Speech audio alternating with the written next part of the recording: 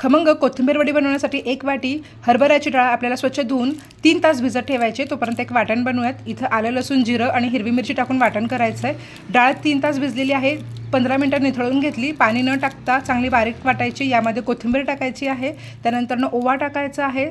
चवीनुसार मीठ टाकलेलं आहे। जिरे पावडर, धने पावडर, लाल तिखट आणि वाटलेलं वाटण टाकायचं, मिक्स करायचं आहे। आता यामध्ये आपल्याला तांदळाचं पीठ टाकायचं आहे। तर 1 ते 1.25 चमचा तांदळाचं पीठ टाकलेलं आहे। मिक्स करून घ्यायचं आहे। अर्धा चिमूट खायचा सोडा टाकून तेल लावलेल्या ताटामध्ये थापून घ्यायचं आहे।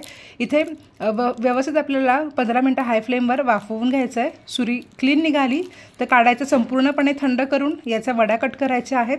त्यानंतर वड्या काढून घेऊयात आणि मस्त आपल्याला या वड्या तळून घ्यायच्या आहेत। तर खूप छान खमंग खुसखुशीत असे हे वडे तयार होतात। तर एकदा ना या पद्धतीने नक्की करून बघा। नेहमी आपण बेसन वापरून बनवतो, पण हरभऱ्याची डाळ टाकून हे खूप छान खमंग वडे तयार होतात। तर एकदा या पद्धतीने हे वडे नक्की करून बघा।